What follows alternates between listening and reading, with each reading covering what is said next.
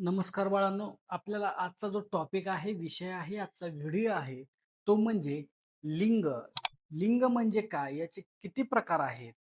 ते कसे वापरायचे? हे आपण आज बघणार आहोत. तर बघा याची व्याख्या आहे, एखाद्या नामावरून ते पुरुष म्हणजे नर असतील किंवा ते स्त्री जातीचे असतील, म्हणजेच त्याला आपण मादी म्हणतो, असे आपल्याला कळते त्या नामाला आपण काय म्हणतो? लिंग असं म्हणतो. मराठी भाषेमध्ये जे लिंग आहेत, ते लिंग 3 प्रकारे आहेत. त्याच्यामध्ये पुल्लिंग आहे, नंतर स्त्रीलिंग आहे आणि नंतर नपुंसक लिंग आहे. तर याच्यामध्ये पुल्लिंग म्हणजे काय? तर पुल्लिंग म्हणजे तो, हा अशा प्रकारे येते. स्त्रीलिंगमध्ये ती, नंतर नपुंसक लिंग म्हणजे ते. अशा प्रकारे आपला जो लिंग आहे, त्या लिंगमध्ये 3 प्रकार आहेत.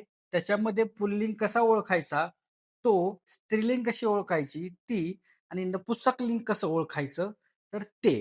तर अशा पद्धतीने लिंग तुम्हाला समजला का हा व्हिडिओ? नक्कीच आम्हाला कमेंट करून सांगा आणि तुम्हाला हा व्हिडिओ कसा वाटला? नक्कीच व्हिडिओला लाईक करा आणि आपल्या चॅनलला सबस्क्राईब करायला विसरू नका. आपण भेटूयात पुढच्या टॉपिकमध्ये.